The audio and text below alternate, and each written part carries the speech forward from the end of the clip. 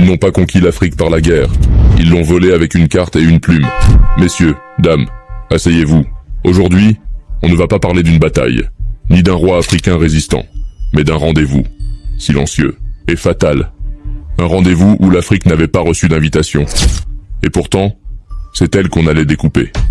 Nous sommes en 1884, à Berlin, dans une grande salle aux murs couverts de cartes. Les puissances européennes sont là. La France, l'Angleterre, l'Allemagne, la Belgique, le Portugal, l'Espagne et d'autres. 14 pays, 0 Africains. Autour de la table, une obsession. Se partager l'Afrique, sans se faire la guerre entre eux. Alors ils sortent les règles, les compas, les plumes, les verres de cognac. Et ils tracent des lignes, des frontières, des accords. Ils appellent ça la conférence de Berlin. Mais ce n'était pas une conférence. C'était une dissection, à froid. Sur un continent encore chaud de ses royaumes, de ses peuples, de ses traditions. L'Angleterre prend l'Est.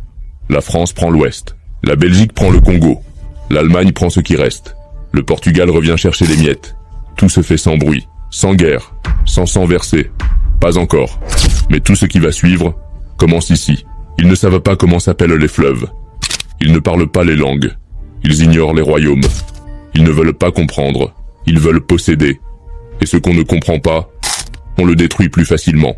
Ce jour-là, l'Afrique n'a pas été conquise. Elle a été vendue au prix du silence. Au nom de la civilisation.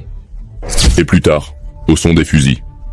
Alors quand tu regardes une carte aujourd'hui, avec des lignes droites qui traversent le désert, ou des pays qui ne tiennent pas debout, sache une chose. Ce n'est pas l'Afrique qui a dessiné ça. C'est une table. À Berlin. Un hiver de 1884. Et si tu veux comprendre les divisions, les conflits, les guerres fratricides, regarde d'abord qui a tenu le crayon.